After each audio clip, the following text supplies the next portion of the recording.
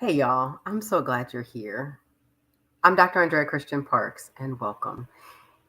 You know, some of you all who follow know that it is the day before my webinar.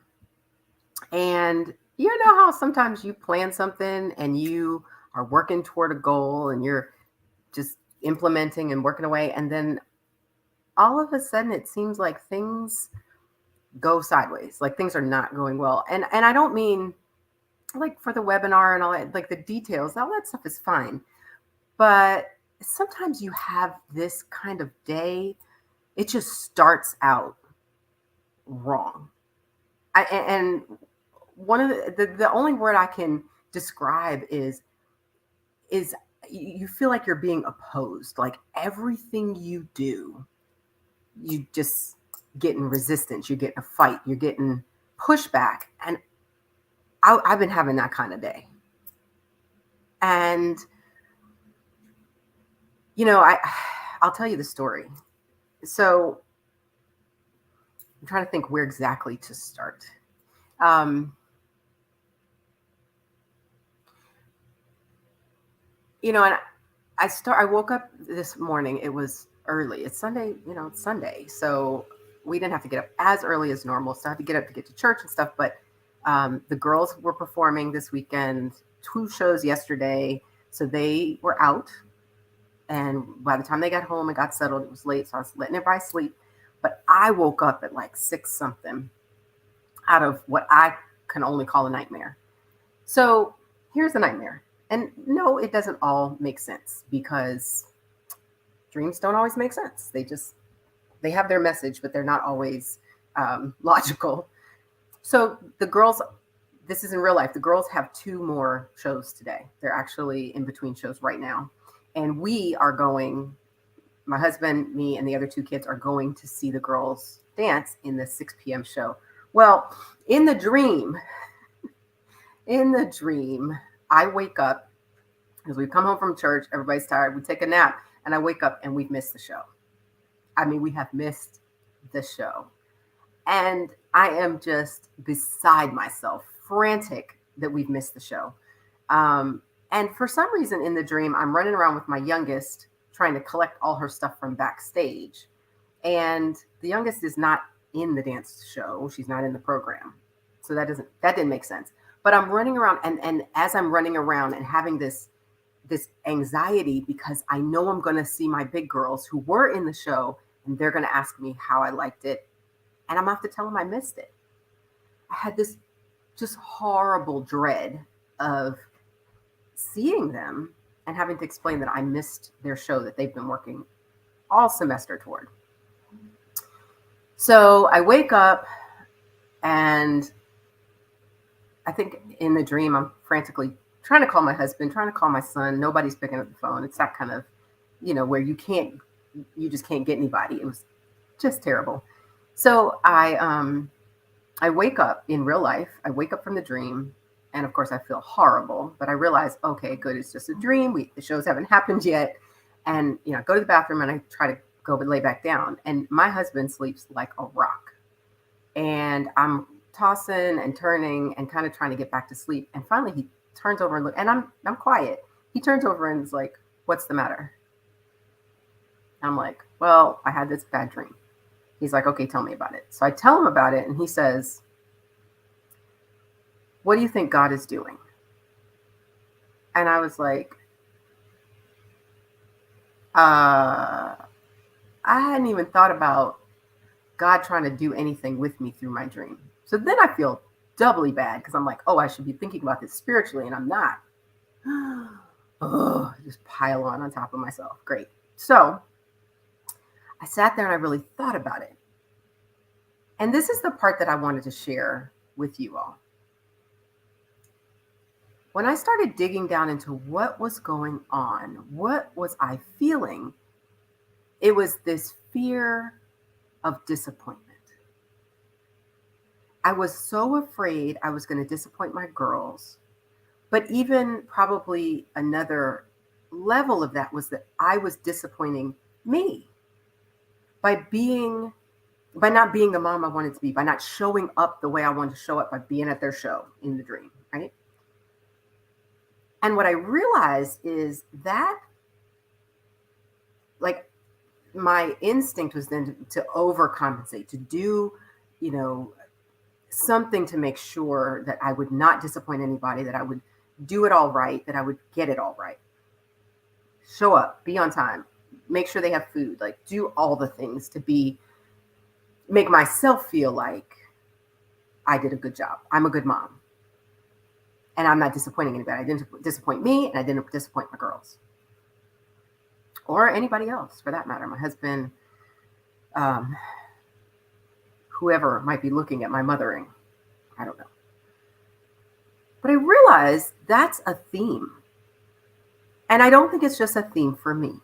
I think it's a theme for a lot of us women who are very high achievers, women who have done all the things, had, gotten married or had families, huge, success in their careers, lots of academic accomplishments, you name it, we've done it and done it well. And especially for Black women, where there's this expectation of how we're supposed to be seen. That desire to not disappoint is big. And I believe it affects us. I mean, I realize that some of the wanting to not disappoint comes from my childhood of feeling like I needed to measure up. I needed to accomplish to be accepted. And I don't think that came from anything necessarily real. I think that's how I interpreted my life and my family. But what I do know is that it shows up now. It shows up in there being things that I won't try, or I don't want to, I'm scared to try, because what if I mess up? What if I fail? What if I look stupid? What if I don't get it right? And I thought about you all. At 6-something in the morning, I'm laying in the bed thinking about, what does this mean? What is this for? Because it was very painful. It was very scary to think that I was not going to be the mom I needed to be for my girls in this dream. It was a very uncomfortable experience. And just getting out of the dream didn't really fix it. And so I thought about you all. And I thought, what I'm teaching for weight loss, part of why some of you don't pursue it, some of why you don't get out there and invest in yourself, some of why you don't enroll as fast as you can, some of why you hold back and decide to sign up for another diet, or create another meal plan, or try things you've tried over and over and over again, is because you don't want to be disappointed. Mostly you don't want to disappoint yourself. And that not wanting to disappoint yourself, you protect by not doing something new, not doing something that is a little bit on the edge, a little bit risky. Now, I don't think coaching is risky. I don't think it's risky at all. And the reason why I don't think that, and if you really dig down, you don't think so either, is because you would never tell an Olympic level athlete, an NBA star, a CEO not to have a coach.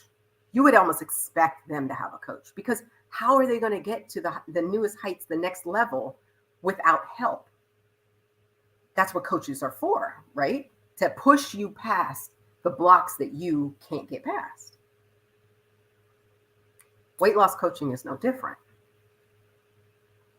Weight loss coaching is to help you overcome the blocks that you can't overcome by yourself. And there are many. It's not just I need the right diet and the correct exercise, and I need, just to get the right little combination together. It's training your mind to engage completely differently with food in your life, in all the situations with food in your life. And there are many.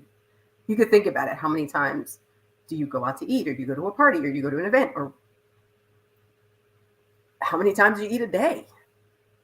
And what needs to change? How do you change it when it's automated? It's automatic in your mind how you eat. You've been doing it for decades.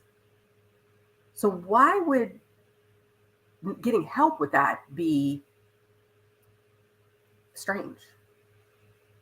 Why? So a lot of times what we do is we hold back and we limit the risk of disappointment, because if I tried something new and I failed, it is the sense of devastation that we don't want to face. We don't want to have it. I'll just keep doing what I've been doing, and then I can blame the diet, I can blame the trainer, I can blame the system, but it's not me who failed. The diet failed, the trainer failed, whatever. That stuff failed. Whereas if you get out there and you go, okay, I'm going to change me, and you don't get the results you want in 2 months or 2 weeks, that, now it's me that failed. Now, I would say, as your coach, you don't fail until you quit. As long as you keep going forward, you haven't failed. You have not failed. We have to redefine failure. Failure to us is so quick. But we don't have to choose failure. We don't have to choose to quit. We can just keep going. We can learn from whatever it is in front of us and pick up and keep going. And so I just wanted to say to you all, don't quit. Don't give up.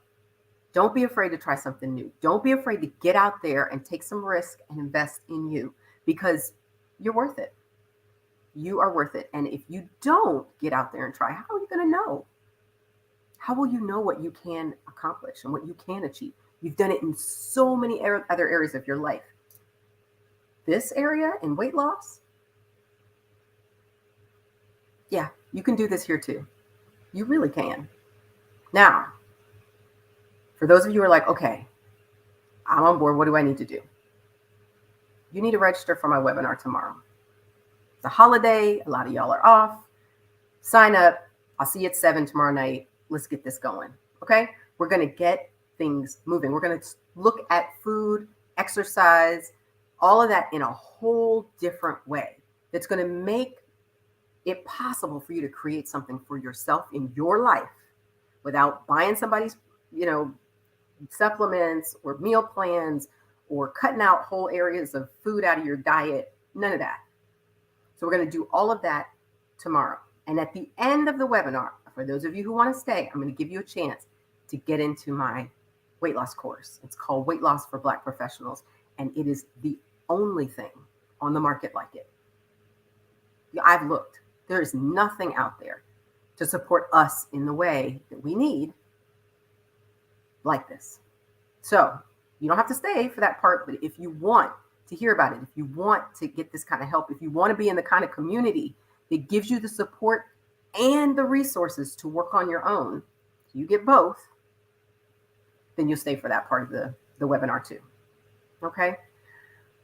Y'all, I'm going to get out of here. I'm going to go watch my girls dance. I'm not going to miss it like I did in my dream.